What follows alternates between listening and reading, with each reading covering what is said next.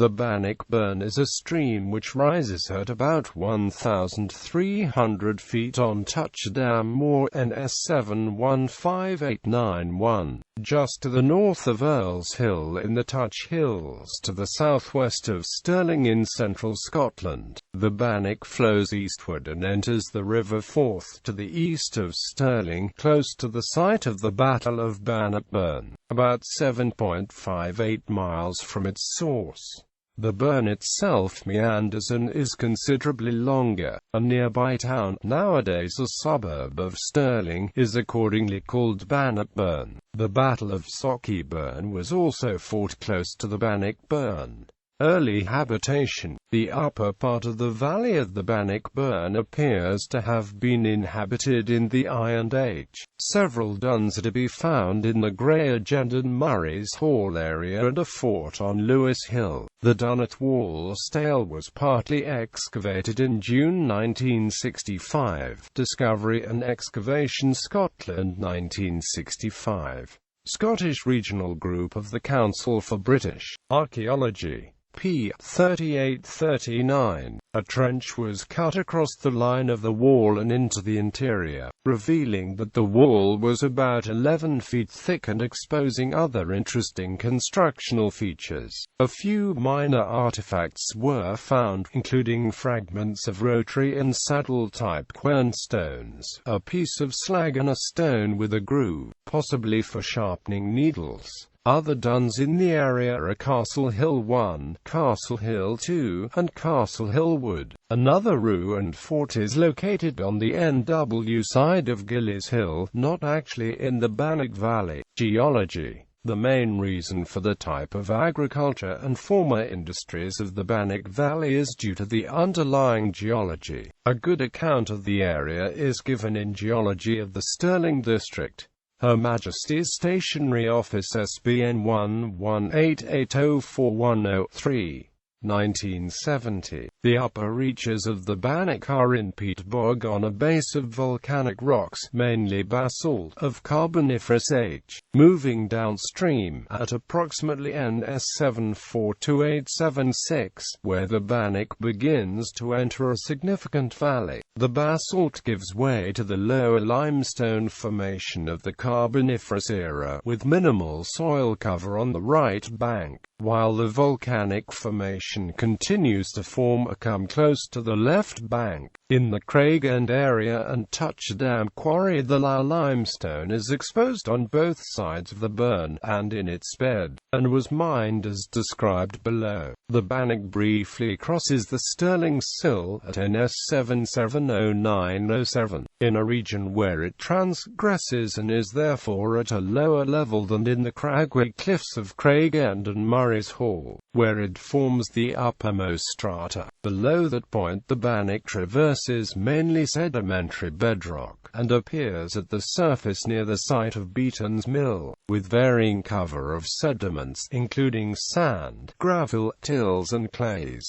Finally, the karst is actually raised tidal flat deposits with a base of glacial boulder clay. Because the underlying structure of the region is that of a coal basin, the bedrock strata tend to slope down towards the center of the basin, and as this is at a steeper angle than the average gradient of the Bannock, the bedrock beneath comes higher up the Carboniferous succession as the burn progresses downwards towards the Forth. This simplified description is complicated by the existence of several faults, which substantially change the relative depth of the strata. However, the net result is that, as already stated, almost the base of the Carboniferous series is seen near Craig End, while the upper limestone formation is encountered towards the Forth. Having traversed the limestone coal formation between approximately the line of the M9 motorway and Mill Hall, Mining industry. Above North Third Reservoir, the exposed limestone was locally quarried and processed in primitive lime kilns on a very small scale. Traces remain visible. Just below the reservoir at North Third, limestone was formerly mined, mostly in the Murray's Hall limestone strata. The other several strata present not being of suitable quality. The Murray's Hall limestone is the local name, based on where it was first identified. However, it is now known to be the same as the Hurlet limestone found in the central coalfield. Limestone was converted to calcium oxide in lime kilns, the remains of which can be seen today, and then to calcium hydroxide in slaking pits. This was used for agricultural purposes in reducing the acidity of the soil in the area. The limestone was first worked at the Touchadam quarry and the adjacent Craig End lime works, where there were several separate banks of lime kilns, and at least 4 adit mines beneath the quartz dolerite of the Stirling sill. Later operations moved to the Murray's Hall lime works in Gillies Hill, above the north bank of the Bannock Burn, and later moved to the opposite side of Gillies Hill, near Cambusbarron, which lies outside the area of the Bannock Valley. At least 2 entrances to the mines were still accessible when last inspected. However, these were in very dangerous condition and should on no account be entered. Lime kilns can be seen at all 3 sites. The nearby quarries of relatively modern origin are in the quartz dolerite of the Stirling sill, which lies above the Murray's Hall limestone, and have no connection with the lime workings. These quarries, which in the 1970s were producing substantial quantities of crushed dolerite for use as roadstone, have also now closed, and the Murray's Hall quarry site is occupied by a concrete plant. The Touchadam smithy, a blacksmith's, was located between the Craig End and Murray's Hall sites, and doubtless was involved in providing sharp tools for the miners. There was a colliery on the south bank of the Bannock Burn, at Burn Hall, just outside Winds of Milton, which marked the western extremity of the Stirling coalfield, a part of the central Scotland coalfield. However, the site has been a builder's yard since the mid-1960s. The right bank of the burn at this point is basically mine waste, and contains many fossils of the several types of giant ferns which eventually formed the coal. There has been small-scale mining in the area between Winds of Milton and Bannock Burn. The Coal Authority interactive map shows 3 mine shafts on the south bank across the burn near and downstream from Beaton's Mill. An area known to have been mined is shown as extending in NW towards Winds of Milton village and must have passed under the burn. There are also 3 adit mines shown further downstream, again on the right bank, one opposite the sawmill, and the other 2 some way below the modern Bannock Burn Bridge in what is now a public park. One or both of these would seem to fit the description in the old statistical account. The water which comes from the old coal workings of Bannock Burn and Auchenbowie joins the river Bannock, a little below the village of Bannock Burn. Little or nothing of these old mine workings, which are not shown on OS maps dated 1896, and are probably much older, is still visible. Several coal seams must have been exposed in the bed or banks of the burn, but all traces have been obscured by later developments such as the mills in that area. Bridges and fords. Starting at the source and progressing downstream, there is a bridge on the mostly single-track road at NS 730885, which replaces the ford and footbridge which served up till the late 1960s. A significant upper tributary, the King's Yet Burn, on the same road, also had its ford and footbridge, NS 739891, replaced by a proper bridge. The remains of ford and footbridge at NS 755880 on a minor single-track road above the North Third Reservoir. This ford is dangerous for normal cars in times of severe flood, but is passable at most times. There is a privately owned ford and sometimes a footbridge at NS 770907. There used to be rudimentary footbridges near Park Mill at NS 779904 and NS 795903. However, these would need to be confirmed by visual inspection as there is some doubt as to the condition. There is a private road bridge leading only to Charters Hall House at NS 786901. The most substantial bridge across the Bannock is probably the M9 motorway bridge at NS 789902. Then comes the new Charters Hall Bridge NS 792902, carrying a normal two-lane road, just upstream of the old humped-arch stone single-track Charters Hall Bridge, which is retained as the access to some cottages. The Long Line Bridge is the Burn at NS 796899, as does the A80 Glasgow Road at Winds of Milton NS 801897. There are then several modern footbridges in the area between Winds of Milton and Bannock Burn. The first, NS 802898, replaces a ford. The next is not in quite the same place as a former mill footbridge, NS 806900. The next, NS 804902, appears to be of modern origin and unrelated to the original footpaths associated with the mills. Stepping stones may remain in situ at NS 805903, but that use is inadvisable. Next is the old Thomas Telford's Bannock Burn Bridge, a rare circular stone arch, NS 807904, followed by the new bridge carrying the A9, NS 809905. The park contains 3 footbridges at NS 810905, NS 811906 and NS 812909. A road bridge nearby, NS 812910, leads Pike Road from a roundabout on the A91 bypass to a modern housing estate. The railway crosses the Bannock at NS 813912 and the A91 itself at NS 815915. Finally, the A905 Curse Road crosses the Bannock Burn at NS 817923, while the A91 crosses the Pell Stream Burn, a significant tributary, at NS 816926.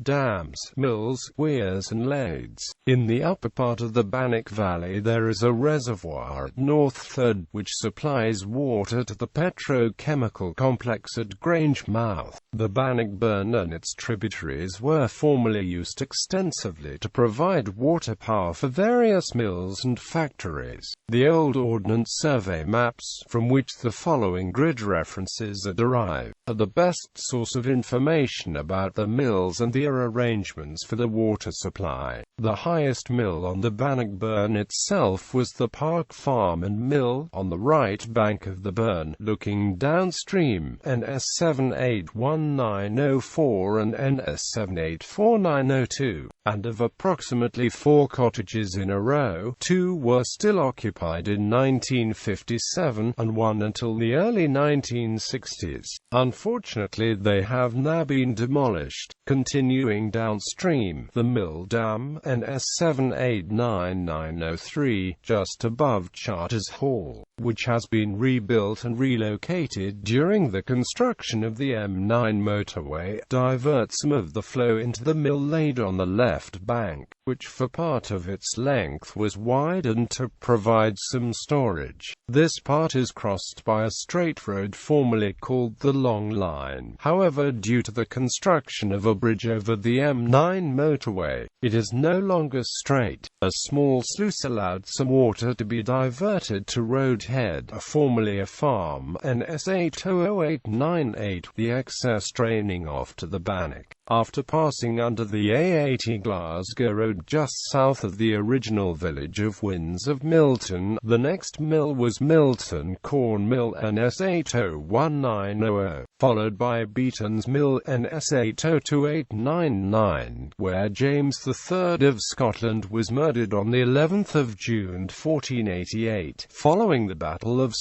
Bannockburn, itself fought near the south bank of the Bannock Burn. Unfortunately, Beaton's Mill was vandalized and burnt down in the 1950s, and the area is now occupied by housing. Next was a flour mill at NS 803899, which existed into at least the 1960s and used some kind of turbine, the water from the lade being controlled by a sluice and then descending through a vertical tube to drive the turbine wheel at the bottom. The lade and Bannock Burn come close together at this point.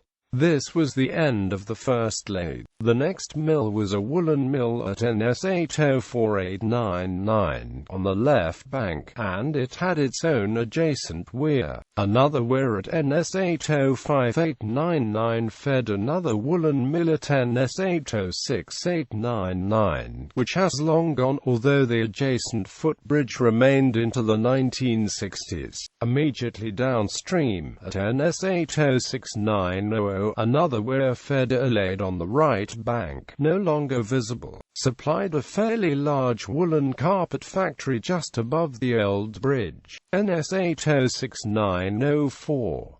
At one time this lade continued through the new bridge NS 809904, where the A9 crosses the burn, forming a water feature in what became a public park downstream of the bridge, but this has now been removed, as it presented a potential risk of drowning. Traces are still visible, however, a substantial weir at NS 808904, between the old and new bridges, diverted water into a left bank weir, which also passed through the park, on its northern edge and ran some distance past Mill Hall, joined the Pell Stream burn at NS 810923, and then to the Curse Mills NS 813924, and from that to rejoin the Bannock Burn at NS 815925, near Muirton Farm NS 814926, lost beneath a superstore. Beyond the point there is no scope for extracting further energy, as the Bannock is now close to the lever of the River Forth. This part of the Bannock Burn, in the low-lying karst land, is the region where the Battle of Bannockburn is now believed to have happened. Turning now to the tributaries, the Canglor Burn, via an adjacent weir, powered an early turbine, said to still exist, at Millholm NS 784876. This powered a sawmill. The outflow from Millholm formerly constituted the Auchenbowie Burn, a tributary of the River Carron, and would have entered the Forth at Grange Mouth. However, part of the flow was diverted by a weir at NS 786876 and a lade, curiously still named the Canglor Burn, to pass through the Howeytown Fishery, NS 785883, join the Sawkey Burn at NS 781887 and enter Cultenhope Dam NS at NS 781898. Apart from its potential for fishing, this dam has two outlets. A simple weir diverted overflow down what is now called the Sawkey Burn, while a controllable sluice, NS 782899, at a lower level fed the lade to a sawmill at NS 785899, near Cultenhope Farm.